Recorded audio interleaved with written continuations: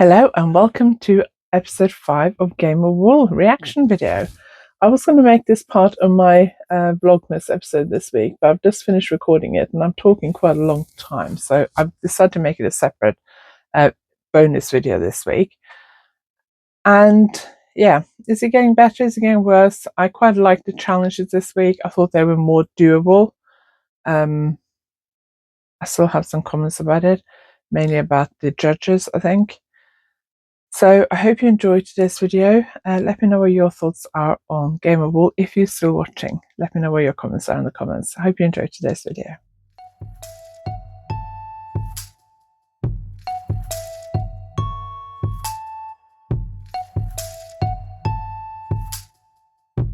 If you're new here, my name is Anniken. I design knitting patterns. I teach knitting workshops online and in person, and I sell yarn through my website YarnAddict.co.uk. If you like this video, please give it a thumbs up, and if you haven't subscribed yet, please consider subscribing.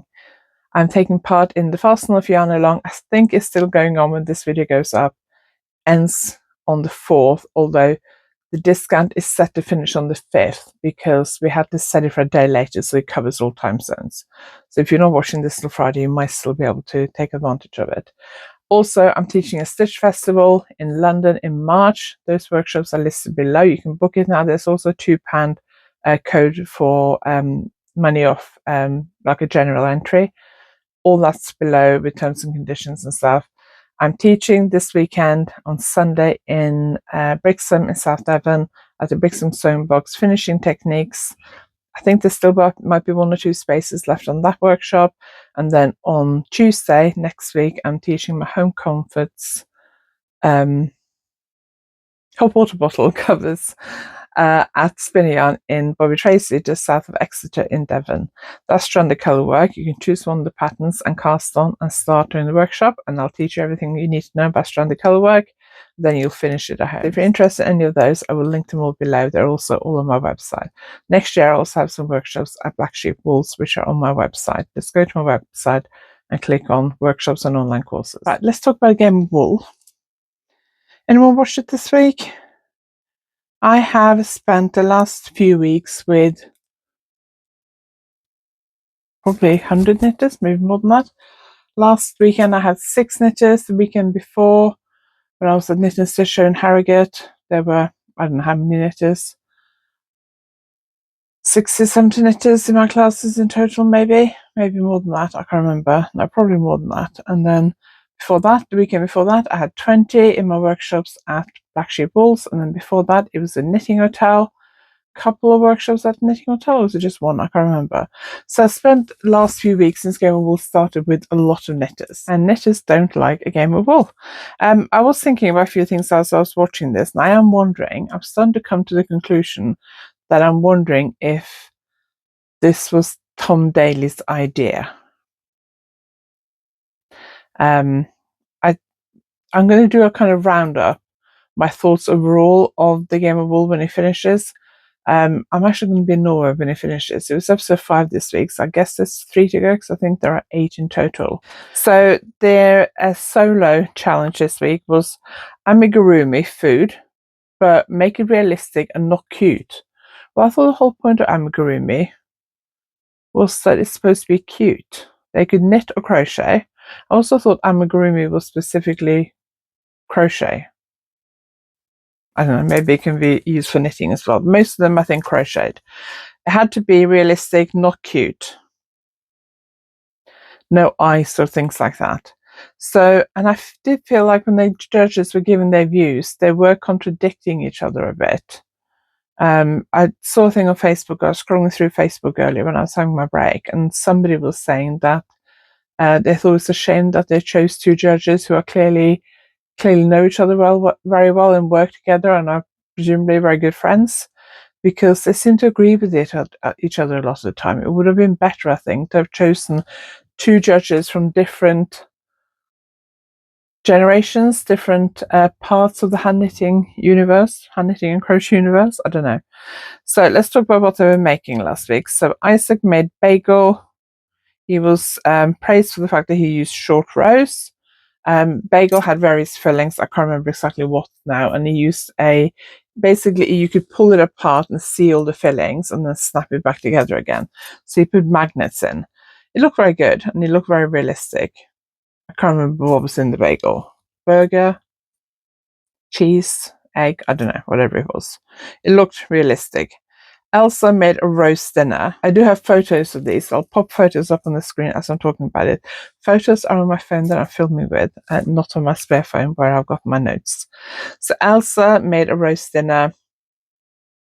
She did it like a jug, gravy jug, which looked very good. It was blue and white, which is, there's a Cornish company. I think they're called Cornish Ware. I'm not sure, but they do China. I've got one of their mugs that says Knitter on it. My daughter's got it for me for Mother's Day or my birthday a few years ago, and they have like the blue and white stripes, and the jug looked like that. So I don't know whether that was intentional, because obviously Elsa is Scottish, but she made a roast dinner. To me, it just looked a bit bland and boring. All her stuff is very neat though, so she's obviously very good at both crochet and knitting. I think she crocheted. I haven't actually written down who crocheted and who knitted, but I think most of them did crochet. Holger did a seafood ramen. He had noodles. He made like a base to put in the bowl, so he didn't have to fill the whole bowl up, which I thought was very clever. So he made like a flat base and then put stuff on top of there. What I thought was really clever was that he used wire to lift it up and then stuck a pair of chopsticks through it, which I thought was very clever. So he got praised for that. Looked very good. Tracy did seafood pasta with loads of different types of seafood and pasta bows, I think it was. And she got criticised because her pasta pieces were too big.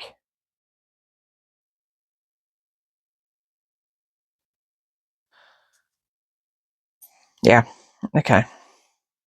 It was colourful. She had lots of different shapes in there. They were happy that I think she had prawns in there. They were happy that her prawns looked realistic, but her pasta bows didn't. You can tell what I thought of that without me saying it. Lydia did East London pie and mash, or pie and mash East London style, I think. Pie looked good. The mash was basically just like like you scoop mash out with like an ice cream scoop, and but it was hollow. Now I think she crocheted it, and they criticised it, saying that it would have looked better knitted because it would have been smoother. I felt like they were just criticising her for the sake of it. I didn't quite understand. Same with Tracy. It was like they were trying to find something wrong, because technique-wise, all their stuff was really good. There was nothing wrong with their techniques. They finished. It looked neat. It looked tidy. They got the right stitches. They just criticised them for the sake of it, I think. I mean, yes, the pie and mash looked a bit boring. It was a pie that looked good. There was the scoops of mashed potato. The mashed potato.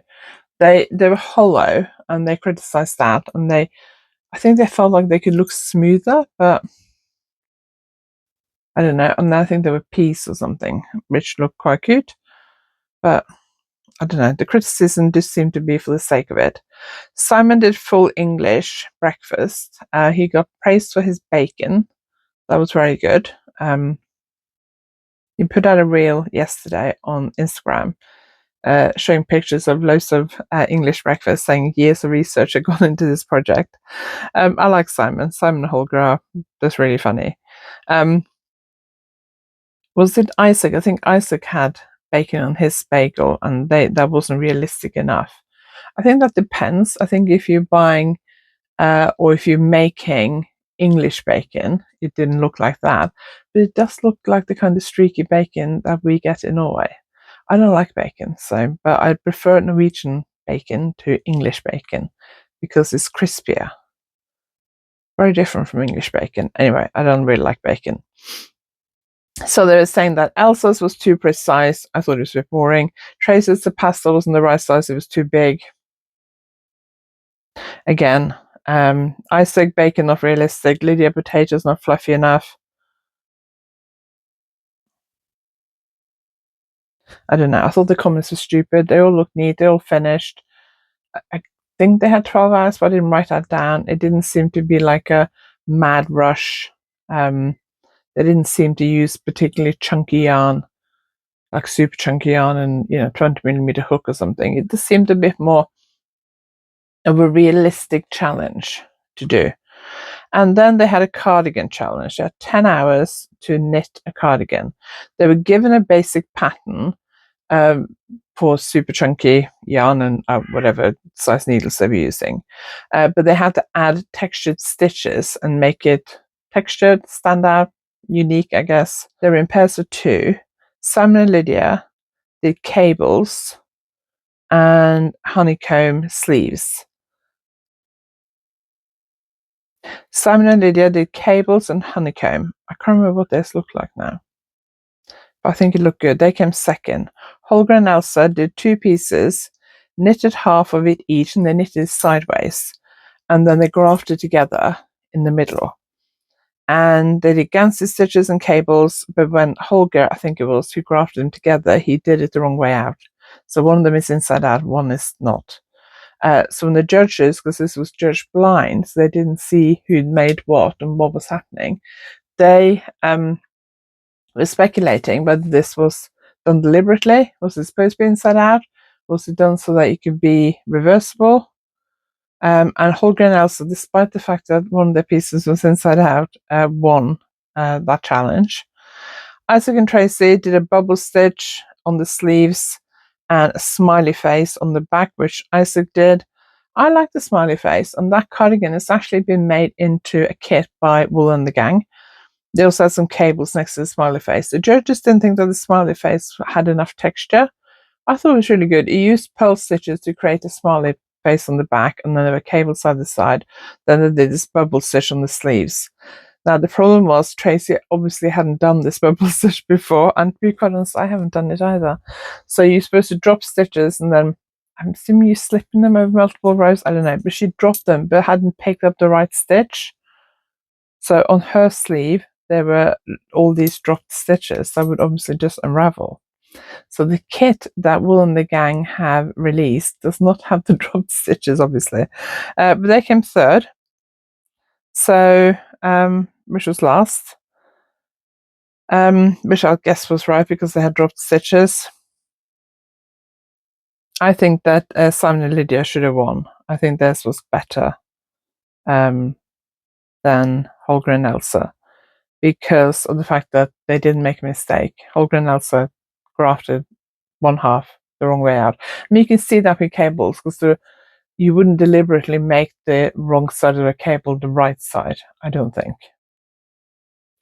Di had loads of balls of yarn in her hair, like several balls on top of her hair with I don't know how many 3 knitting needles or something sticking out. It seems like she's going for a crazier, eccentric old knitting lady look every week. I'm not a fan of it. Maybe it was funny the first week, but it seems to get more outrageous every week. I don't know whether she normally wears her hair like that and that's her look, or whether it's the hair and makeup team that think is funny. I don't know. I also didn't like what the judges was wearing.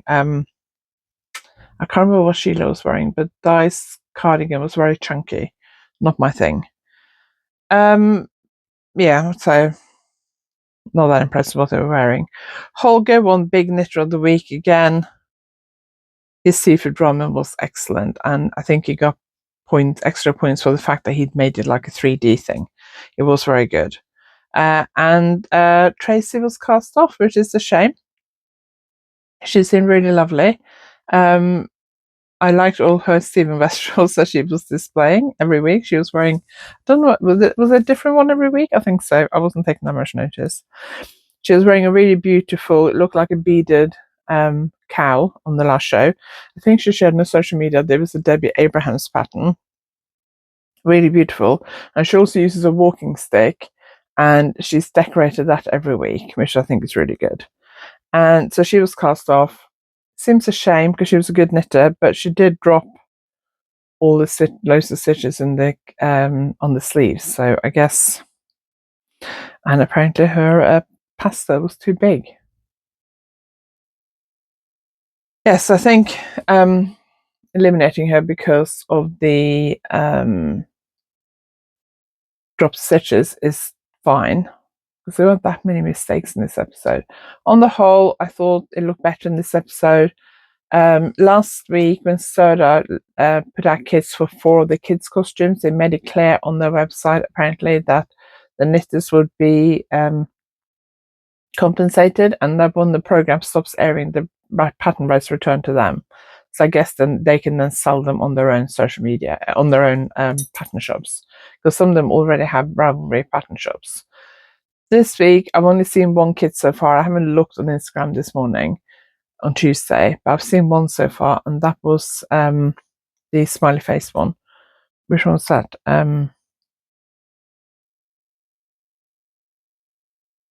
Isaac and Tracy. So despite the drop stitches, that was the one that was chosen to be made into a kit. I don't know if All in the Gang are bringing out kits for the other cardigans, but they are for that one. In one of the chunky kind of roving type yarns, which is awful because it's not going to last. It's just going to get scruffy really quickly. You've got to be really careful to wash it so you don't felt it. But, you know, each to their own. But they did credit the knitters, and it didn't say on their website that the knitters get paid. It did say that the rights revert to them once the program has finished airing. So that is good. Apparently Wool and the Gang, Rowan and Soda, who have so far done kits. Rowan has done kits for 1 episode, Wool and the Gang for 2 episodes now. Although only chose 1 garment from each episode to do, and Soda did last week 4 kits. Apparently they're owned by the same private equity company, and Rowan made it clear that the knitters were not compensated because their contract was with the production company, and the same with the first Wool and the Gang, the 80s mohair thing, said that their contract was with the production company and the knitters will not be compensated. Soda said the knitters will be compensated and credited them. So I don't know whether Rowan and Wool and the Gang with the first kit will go back and change the terms. I don't know. Yes, I appreciate that their contract was with the production company. I don't know if the sewing bee, whether they had kits after every episode or not. I'm not sure. But yeah, fair enough. I get it. But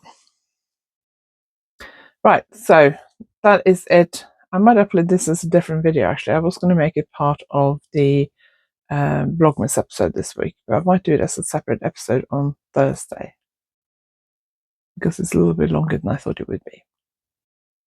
Anyway, let me know what you think of Game of Wool. Are you still watching? Do you like it?